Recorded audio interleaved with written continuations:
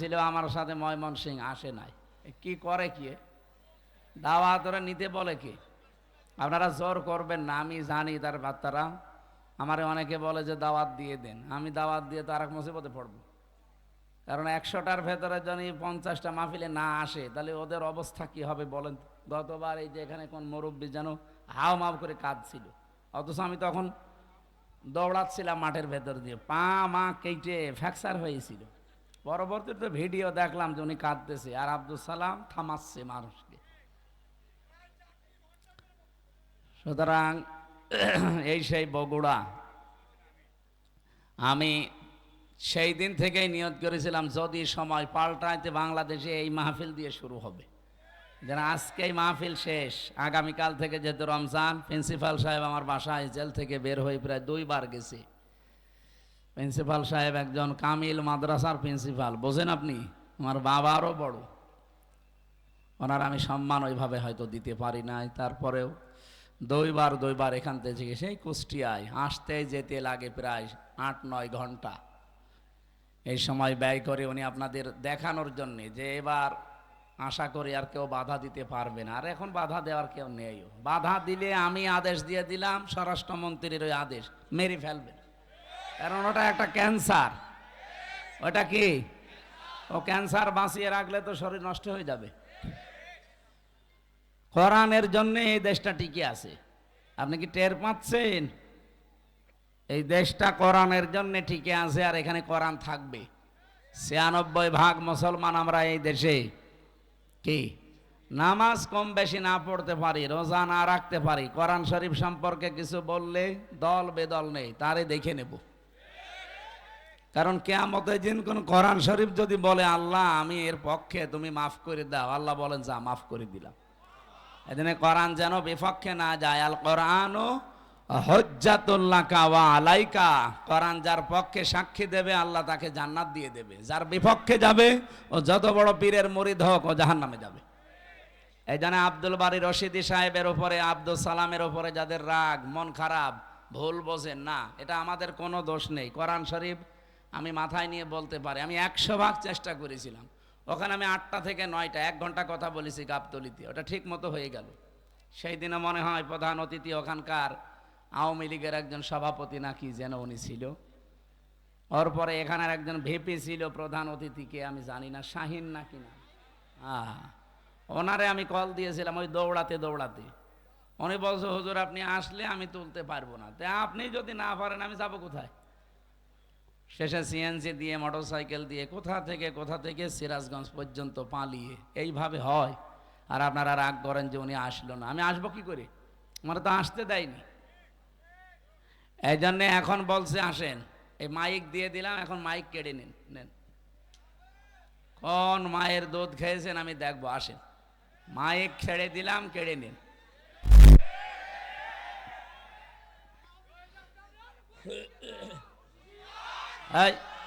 এখন ওইটা আর নেই, যেহেতু বলার দরকার নেই, 27 পালিস। আমি সেদিন মালয়েশিয়া ছিলাম, দেখি ওরা তো আর ওই যে সাহেব পাড়ায় ওঠে না, সব হোটেলে বসে বসে নিচতলায় দেখলাম চা খাচ্ছে। কি গো? বলছো হুজুর আমরা আগেই পালিয়েছি।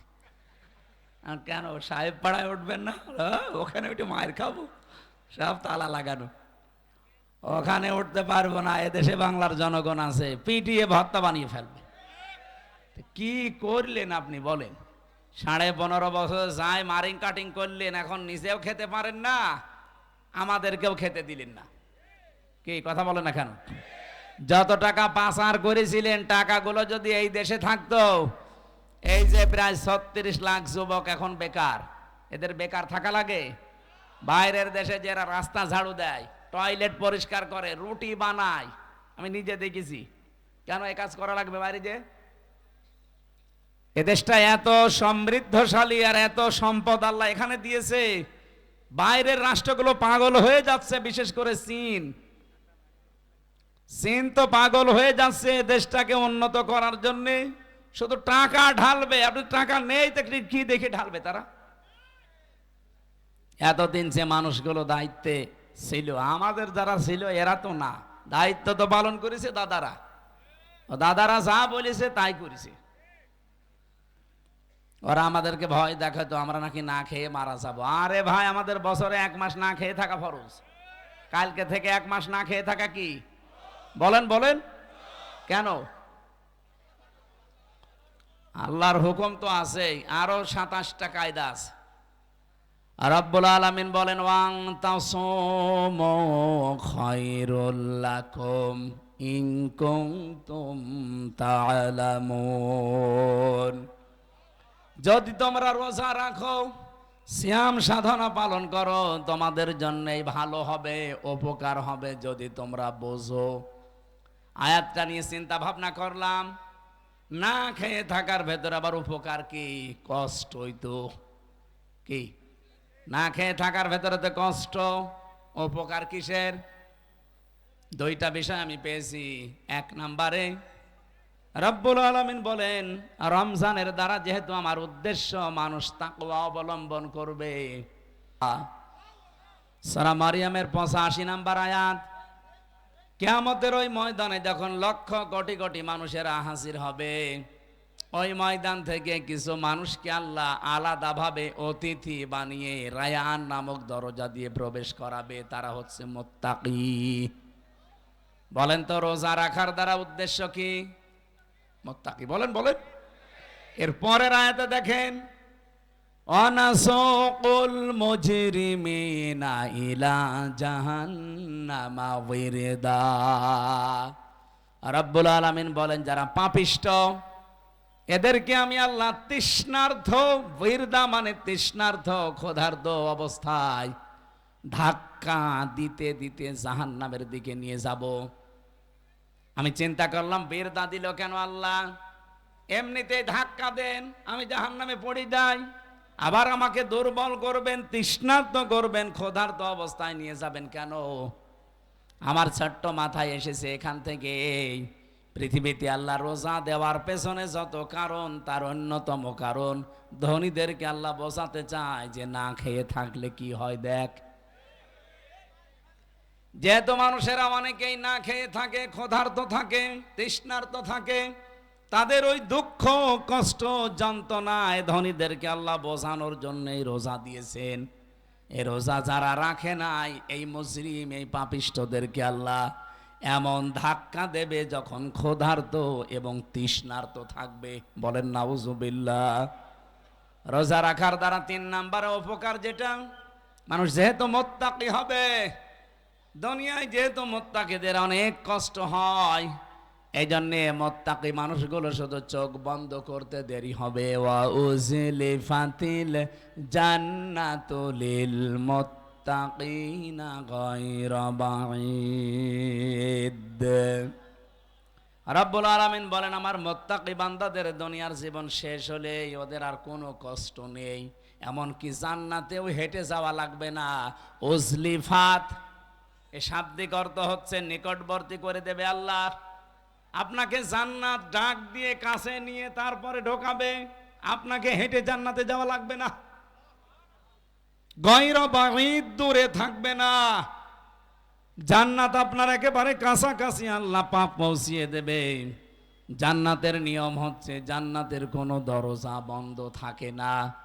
হাত্তা ইদা জাউহা ওয়া ফুতিহাত আবওয়াবুহা ওয়া ক্বাল। এই আয়াতটা আমি জেলখানায় যেয়ে বুঝেছি। এর আগে আমি বহু তাফসির পড়েছি, আলেম যারা আছেন তাদেরকে বলছি। এবার আপনারা হয়তো এটা জেনেছেন কিনা আমার জানা নেই।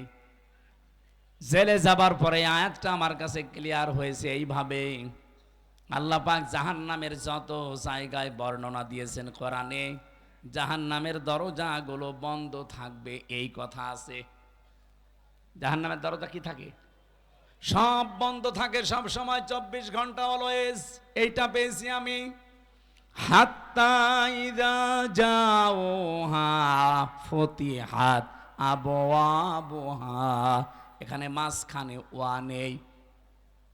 আল্লাহ পাক বলেন, জাহান্নামের ফেরেশতারা যখন ধাক্কা দিতে দিতে ওকে জাহান্নামের গেটে নিয়ে যাবে, জাহান্নামের দরজা তো সব সময় বন্ধ থাকে।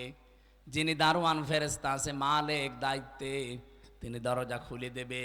প্রবেশ করার সঙ্গে সঙ্গে আবার দরজা আটক হয়ে যাবে। কিন্তু জান্নাতের দরজা কোনো সময় আল্লাহ বন্ধ রাখে না, 24 ঘন্টা ওপেন রেখে দেয়। এই মানুষগুলো যখন জান্নাত কাছে নিয়ে এসে আপনাকে প্রবেশ করাবে, জান্নাতের দরজা তো বন্ধ নেই, খোলাই থাকবে। জেলখানায় গিয়ে আজটা বুঝলাম এইভাবে, আমি এর আগে জানতাম না যে জেলখানা এভাবে 24 ঘন্টায় বন্ধ থাকে। কিন্তু এখন দেখলাম যে জেলখানা কিন্তু 24 ঘন্টা তালা লাগানো। যখন কাউকে নিয়ে যায় তালা খুলে ভেতরে ঢুকিয়ে দেয়, আবার যখন ভেতর থেকে আসবে কেউ বের হলে আবার বন্ধ করে দেয়। জাহান্নাম আল্লাহ কিন্তু 24 ঘন্টা পাহারাদার দিয়ে বন্ধ করে রাখে দরজা। জান্নাতি মুত্তাকি বান্দাদের যে বর্ণনা বলছিলাম, এদের যেন কষ্ট না হয়, এজন্য জান্নাত কোনো দূরে থাকবে না, একেবারে কাছাকাছি নিয়ে এসে দেবে আল্লাহ। 27টা উপকারের কথা আমি তাফসিরে মাযহারিতে পড়েছি। আমি আলেমদেরকে বলছি নোট করে আপনি নিজে মানুষকে শোনাবেন। 1 নম্বরে উপকার হচ্ছে, মাত্র 2017 সালে এটা আবিষ্কার হয়েছে, অটোফেজি। নাম শোনেননি? যেই বিজ্ঞানী এটা আবিষ্কার করেছে ইউশোনারি ওসামি, এর বাড়ি জাপানে। চিকিৎসা বিজ্ঞানের উপরে গবেষণা চালিয়ে একটা নোবেল পর্যন্ত পেয়েছে, নোবেল পুরস্কার। 2017 সালে উনি চিন্তা ভাবনা করেছে মানুষের এই শরীর নিয়ে। পুরা বডির ভেতরে 2 কোটির উপরে কোষ তিনি পেয়েছেন। কত কোষ পেয়েছেন? 2 কোটি। কিন্তু এই 11-12 মাসে একাধারে মানুষ যখন খাবার খেতেই থাকে, তখন ওই পাশাপাশি কিছু কোষ তৈরি হয়। ওই কোষগুলো শরীরের এই 3.5 হাত বডিতে 2টা ক্ষতি করে। 1 নম্বরে আপনার শরীরে হয় ক্যান্সার হবে, নাই টিউমার হবে। বিজ্ঞান এখন 5.5 কেজি রক্ত পেয়েছে আমাদের শরীরে।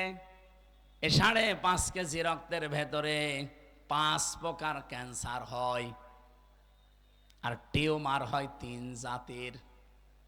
হয়তো কোনোটা ফুলে ওঠে, কোনোটা ভেতরে থাকে, কোনোটা ফলেও না, ভেতরেও থাকে না, রক্তের সাথে আস্তে আস্তে মিশে যায়। এই যে কোষ যেগুলো বৃদ্ধি হয়েছে 11-12 মাস ধরে, এইগুলোর কারণে এই সমস্যাটা তৈরি হয়। চিন্তা করলেন কিভাবে এই কোষ থেকে মানুষকে মুক্ত করা যায়। তিনি 13 বছর একাধারে গবেষণা করেছিলেন। সর্বশেষ তার গবেষণা এটা এসেছে যে 12 মাসের যদি একটা মাস কেউ দিনের বেলা না খেয়ে থাকতে পারে, 29 কি 30 দিন একাধারে, তাহলে আসল আল্লাহ যে কোষ দিয়েছিলেন 2 কোটি, বাকি যে কোষগুলো বৃদ্ধি হয়েছে, ওই কোষ যখন কিছু খেতে না পায় তখন ওই পাশেরটা খাওয়া আরম্ভ করে। আল্লাহর দেওয়া কোষগুলো, এই অটোমেটিক তৈরি হওয়া কোষগুলোকে খেতে খেতে 30 দিনে পোড়াটা সাবাড় করে ফেলে। 30 দিন যদি একাধারে খেতে থাকে, ওর শরীরে অতিরিক্ত আর একটা কোষও বাকি থাকে না। তার মানে কোষ যখন অতিরিক্ত নেই, আপনি ক্যান্সার থেকে বেঁচে গেলেন, আপনি টিউমার থেকে বেঁচে গেলেন। চিন্তা করছে এই তথ্যটা পৃথিবীর কোন ধর্মে আছে কিনা দেখি। 4,500 ধর্মীয় গ্রন্থ দুনিয়ায় আছে এখন। উনি সবগুলো একটা একটা করে মিলিয়ে না, কোন গ্রন্থে এই তথ্য নেই। সর্বশেষ মুসলমানদের ধর্মীয় গ্রন্থ কোরআন, এইটা তিনি পেয়েছেন। পাবার পরে দেখেন যে এখানে আছে 30 দিন আল্লাহর বান্দারা 1 বছরে না খেয়ে থাকবে। এই তো পেয়েছি আমি যা মনে করেছিলাম। 13টা বছর আমি গবেষণা করে যা পেয়েছি, মুসলমানদের ধর্মীয় কিতাবে এটা অনেক আগেই দেওয়া আছে। আল্লাহ পাক যে বলেন তাসামু খায়রুল লাকুম ইন কুনতুম তা'লামুন, অবশ্যই রোজা রাখলে তোমাদের উপকারী হবে যদি তোমরা এটা বুঝতে পারো। যেহেতু বিজ্ঞানী এখন বুঝেছে, এই তথ্য আমরা পেয়ে গেছি, এজন্য ফামাং শাহিদা মিনকুমুশ শাহরা ফালিয়াসুম, তোমাদের ভেতরে কেউ যদি রোজার মাস একবার পেয়ে যায়, আল্লাহ বলেন অবশ্যই সে যেন রোজা রাখে। এটা কিন্তু গত বছর যারা আদায় করেছে এবছরে অনেকে কবরে চলে গেছে। এবছর আমরা যারা কালকে থেকে পেতে যাচ্ছি, হেলায় খেলায় নষ্ট করেন না, রোজাটা অবশ্যই আপনি রাখবেন। অনেক গরিব মানুষ আছে বলে হুজুর আমারও রোজা রাখা লাগবে, আমি ভ্যান চালাই। আরে বেটা, অভাবী মানুষের অভাব দূর করার জন্যই তো রোজা দরকার। কারণ রোজার দ্বারা আল্লাহ যেটা মানুষকে তৈরি করে দিতে চায় তার নাম কি? তাকওয়া। বলেন বলেন, আরো জোরে বলেন। কোরআনে কারিমের সূরা বাকারার 183 নম্বর আয়াত আমরা পড়েছিলাম। এদিকে তাকান। রাব্বুল আলামিন বলেন ইয়া আইয়ুহাল্লাযীনা আমানু কুতিবা আলাইকুমুস সিয়াম। ওহে যারা ঈমানের দাবি করো তাদেরকে বলছি আমি কিন্তু রোজার বিধানটা লিখে দিলাম। কি করলাম? পৃথিবীর কোন বিধান আমি লিখে দিলাম এমন কথা কোরআনে আপনি পেয়েছেন? আরেকটা আছে, কুতিবা আলাইকুমুল কিসাস, কিসাসের বিধান লিখে দিলাম। কুতিবা আলাইকুমুল কিতাল, কিতালের বিধান আমি লিখে দিলাম। এই দুইটা ছাড়া পুরা কোরআনে আমি কোনো বিধান আল্লাহ লিখে দিয়েছেন পাইনি। হ্যাঁ পেয়েছি, ওগুলো আল্লাহ ফরজ করেছেন। এই জন্য সেখানে ফারদ ওয়াজ পাবেন, ফারদুন।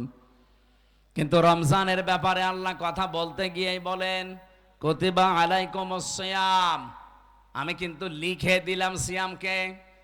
আজকের এই জমিনটা যদি আমি সভাপতি সাহেবকে বলি যে স্যার আপনাকে আমি দিয়ে দিলাম, কোনো দাম আছে আমার এই কথার? বলেন বলেন। যদি এটা সই স্বাক্ষর করে দলিল করে স্ট্যাম্প করে বলি এই যে নেন, এ জমির দাম এখন 1 বিঘা 20 লাখ, এই কথা বলেন না কেন? ব্যক্তি তো একই, আগে দিয়েছিলাম মুখে মুখে, এখন আমি দলিল করে লিখে সই স্বাক্ষর করে দিয়ে দিলাম, দাম হয়ে গেছে আকাশ আর পাতাল। আগেরটা কোনো মূল্যই ছিল না, পরেরটার মূল্য 20 লাখ। কথা বলেন ঠিক কিনা? রাব্বুল আলামিন বলেন আমি রোজা তো তোমাদের জন্য ফরজ করেছি ফারদ ওয়াদ দিয়ে না, কাতাবা দিয়ে। আমি কিন্তু লিখে সই স্বাক্ষর করে দিয়েছি। এত দামি বিধান এটা আমি আল্লাহর কাছে, পৃথিবীর অন্যান্য বিধানগুলো আমি দুনিয়ায় নাজিল করেছি জিবরাইলকে দিয়ে, আর রোজাটা নাজিল হয়নি, এটা আমি আল্লাহ নিজে আমার রসুলকে আরো সে নিয়ে উপহার দিয়েছি। বিশ্বনবী মুহাম্মদ রাসূলুল্লাহ 50 ওয়াক্ত নামাজ পেয়েছিলেন। ভালো করে শুনবেন, আমি বলার জন্য বলছি, শোনার জন্য শুনবেন না, এখানে কিছু নেওয়া লাগবে। 50 ওয়াক্ত নামাজ পেলেন তিনি, 6 মাস রোজা পেলেন, আনন্দে আসছিলেন। প্রতিমধ্যে হযরতে মুসা নবীর সাথে দেখা। হযরতে মুসা ডাক দিয়ে বলেন ইয়া রাসূলুল্লাহ, আপনার মর্যাদা আমার চাইতে বেশি, কিন্তু অভিজ্ঞতা আপনার চাইতে আমার বেশি, কারণ দুনিয়ার জীবন আমি পার করে এসেছি। আপনি তো জানেন না বাস্তবতা কি। আপনার উম্মতের যা অবস্থা, 60-70 বছরের বেশি ছাতা বাঁচে না, আর আমার উম্মত 1500-2000 বছর হায়াত পেয়েছে। ওরা পাহাড় কেটে বাড়ি বানিয়েছে, এত শক্তিশালী ছিল। একমাত্র একটা রোজা ছিল বছরে, আর একটা মাত্র নামাজ ছিল 1 ওয়াক্ত সারা দিনে, তাই আমার উম্মতরা পড়তো না। আর আপনার উম্মত এত ওয়াক্ত নামাজ দিয়েছে, 6 মাস রোজার আপনি আনন্দ করেন, পারবে না। আপনি যান আল্লাহকে একটু কমান। উনি 1 বার 2 বার 3 বার 4 বার 9 বার ফেরত পাঠিয়েছিলেন, প্রতিবার 5 ওয়াক্ত করে আল্লাহ কমিয়েছেন, 5 নং 45 ওয়াক্ত। হযরতে মুসা বললেন না হবে না, আরেকবার যান। বিশ্ব নবী বলেন হে ভাই মুসা, কি বলেন আপনি? আল্লাহ আমারে দিতে চান আর আপনি বলেন কমান, আমার লজ্জা করছে, আমি আজ যেতে পারবো না। আমার উম্মতের ব্যাপার আমি জানিও, পড়বে কি না পড়বে আমি দেখবো, আমি আর যাব না। সঙ্গে সঙ্গে জিবরাইলকে ওই জায়গায় পাঠিয়ে দিয়েছিলেন। তখন তিনি 6ষ্ঠ আকাশে আছেন। রব্বুল আলামিনের ফেরেশতা জিবরাইল এসে বলে ইয়া রাসূলুল্লাহ, আল্লাহ আমাকে পাঠিয়েছেন 2টা বিষয় জানানোর জন্যে। 1 নম্বরে, আল্লাহ যেহেতু সিদ্ধান্ত নিয়ে রায় দিয়েছেন, وتمت كلمة ربك صدقا وعدلا لا مبدل لكلماته وهو السميع العليم বলেন আল্লাহু আকবার। সূরা আনআম 115 নম্বর আয়াত খুব ভালো করে শিখা খেয়াল করবেন, এখনই সেই শিক্ষাটা আসবে। এটা নিয়ে বাড়ি যাওয়া লাগবে, শুধু এসেছেন চলে যাবেন না। এই জন্য আমি মাহফিল করি না, আমি কিছু দেব এমন যেটা কোরআন হাদিসের সাথে মিলে গেলে আপনাকে নিয়ে বাড়ি যাওয়া লাগবে। কথা বলেন না কেন? এখানেই রেখে চলে যান, তাহলে আপনার ওয়াজ শুনতে আসার দরকার কি? বলেন তো বাড়ি নিয়ে যাবেন কি না? এই বাড়ি নিয়ে যাবেন না? আওয়াজ পাওয়া যাচ্ছে না, যাবেন? রব্বুল আলামিন 1 নম্বরে বলেন আমার কোরআনে যত তথ্য আছে সব সত্য, 2 নম্বরে যত তথ্য আছে সব ইনসাফপূর্ণ, 3 নম্বরে আমার কথা কোনোদিন রদবদল হবে না, পরিবর্তন হবে না। আল্লাহর কথা যেহেতু পরিবর্তন নেই, আপনি বারবার এসেছিলেন, এই জন্য আপনার কনসিডারের কারণে আল্লাহ কমিয়ে দিয়েছেন। আল্লাহ যেহেতু ওটা লিখে ফেলেছেন একবার, ওটা আর পরিবর্তন রদবদল হয় না। আপনার উম্মতদেরকে বলে দেবেন, যদি তারা 5 ওয়াক্ত নামাজও সঠিকভাবে শিক্ষা নিয়ে পড়তে পারে, আর 1 মাস রোজা যদি হক আদায় করতে পারে, আল্লাহ পাক তাদেরকে 6 মাস রোজা রাখা 50 ওয়াক্ত নামাজ পড়ার সওয়াব দিয়ে দেবে। সেই উম্মত আমরা, সেই রোজা আমাদের সামনে। বগুড়াবাসী, এখান থেকে 3 নাম্বার যে কায়দাটা লা মুবাদদিলা লিকালিমাতি, যেটা জিবরাইল আলাদা ভাবে শুনিয়েছেন, হে নবী আপনার শুধু কনসিডারের কারণে আল্লাহ কিন্তু কমিয়েছে, কিন্তু সওয়াব কমাবে না। যদি 5 ওয়াক্ত হক আদায় করে পড়তে পারে, রোজা রাখতে পারে, আমি আল্লাহ ওইটাই রাখবো যেটা আগে দিয়েছিলাম। কারণ আল্লাহর কথায় কোনো পরিবর্তন, জোরে বলা লাগবে, আল্লাহর কথায় কোনো পরিবর্তন। কিন্তু বাংলাদেশের এমন এমন রায় আমরা 15 বছরে দেখলাম যেটা পরিবর্তন অলরেডি হয়। এক কথা বলছে না কেন? এটিএম আজহারুল ইসলামের রায় দিয়েছিল যারা, শুনলাম নাকি কিয়ামত হয়ে গেলেও পাল্টাবে না, অথচ 3 দিন আগেই পাল্টিয়ে গেছে। এখন কিন্তু মঞ্জুর হয়েছে, উনি রিভিউ করতে পারবে, উনি শুনানি করতে পারবে। তার মানে এতদিন যা রায় ছিল বোঝা যাচ্ছে এগুলো সব মিথ্যা। আমার মনে হয় এই সালাউদ্দিন কাদের চৌধুরী, মাওলানা মতিয়ার রহমান নিজামী, এই মানুষগুলো যদি এখন বেঁচে থাকতেন, আর যদি আগস্টের 5 তারিখের পরে যে পরিবর্তন দেখতে পাচ্ছি, ওনাদেরটাও এখন খারিজ হয়ে যেত, এখন আবার ওনাদের জামিন মঞ্জুর করানো যেত। হ্যাঁ, কিছু বদনসিব মানুষ আছে যাদের ভাগ্য খারাপ, এই মানুষগুলো এখন আরম্ভ করেছে এই 25 তারিখের পর থেকে, যে না ওনার সাজা হয়ে গেছে, ওনার মঞ্জুর করা ঠিক হয়নি। সাজা হয়ে গেলে যদি তার এটা আপিল ডিভিশনে মঞ্জুর করা ঠিক না হয়, তারেক জিয়া সাহেবের 9 বছর সাজা হয়েছিল, তার স্ত্রীর 3 বছর সাজা হয়েছিল। এই কথা বলছে না কেন? খালেদা জিয়ার 6 বছর সাজা হয়েছিল। কেন তাদেরকে সাজা থেকে মুক্ত করে মুক্ত জীবনে তাদেরকে ফিরিয়ে দেওয়া হবে? ওনাদের মামলা ইনাদের মামলা, সাজা তো সবারই এক। আপনি কেন পক্ষপাতিত্ব করেন? এই কথা যদি কেউ বলে, আল্লাহর অভিশাপ তার উপরে, তার বিবেক বুদ্ধি সব মারা গেছে। সালাউদ্দিন কাদের চৌধুরী চট্টগ্রামের, উনি বেঁচে থাকলে এখন মুক্ত জীবনে ফিরে আসতে পারতেন। আমার যতটুকু বাস্তবতায় ধারণা, হাসিনার আমলে 15.5 বছরে যারাই মিথ্যা মামলা, মিথ্যা সাক্ষীর কারণে জীবন নষ্ট হয়েছে, কোনো বিচার লাগবে না, কোনো রায় লাগবে না, সব ছেড়ে দেওয়া লাগবে। কিসের বিচার? ও তো সব বানিয়ে বিচার করেছিল। নয়তো খালেদা জিয়ার নামে যে মামলা দিয়েছে, আপনি বলেন তো, এতিমের টাকা আত্মসাৎ করা মামলা, এই টাকা আরো 6 ডবল বৃদ্ধি হয়েছে, তারও তো আরো নোবেল দেওয়া দরকার, আর তারে আরো 6 বছর জেলে দিয়েছে। এগুলো কেন দিয়েছে? এক কাপড়ে তারে বাড়ি থেকে বের করে, তারে 6 বছর ছেলে, এমনকি এই কঠিন অবস্থায় তারে ফেলে রাখা ট্রাক দিয়ে বাড়ির সামনে, সবগুলো হাসিনার শুধু রাগের বহিঃপ্রকাশ। ও কিন্তু অলরেডি বলেও ফেলেছে যে আমি ওই বাড়ি থেকে খালেদাকে তাড়িয়ে দেব, একবার নিয়ত করেছিলাম, সেই নিয়ত উনি দেখালো। ম্যাডাম ওই দিন এক কাপড়ে বের হয়েছে, কান্নাকাটি করেছিল, তামাম দুনিয়া কেঁদেছে তার কান্না দেখে। অথচ এখনো পর্যন্ত অনেক মানুষ বলছে না, ওগুলো সব ভুলে গেছি, বাবা শাহজালাল সব হালাল। হালাল করবেন? হালাল করে কি হয়েছে ইতিহাসে? 54 বছরের দিকে তাকান, কি হয়েছে আপনি টের পাচ্ছেন?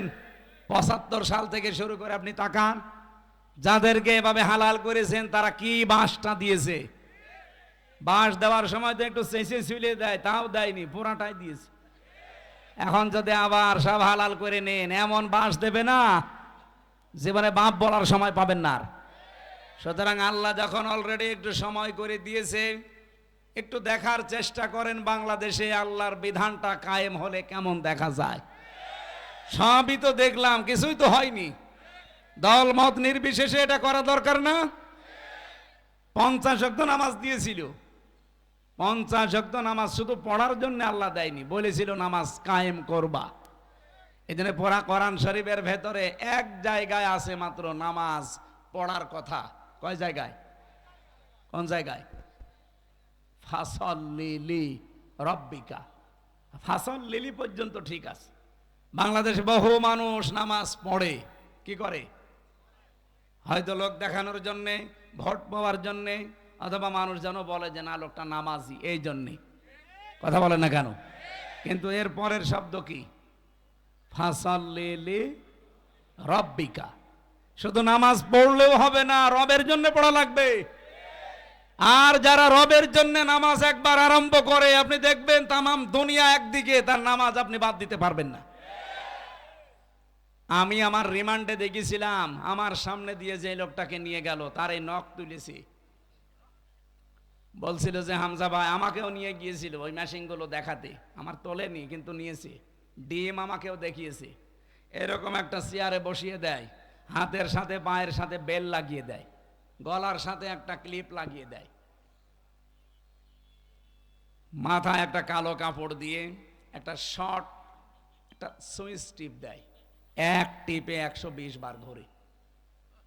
আপনি টের পাচ্ছেন 120 বার 1 মিনিটে? 1 সেকেন্ডে কয়বার হয় চিন্তা করতে পারেন? আপনি ঘুরে দেখান তো।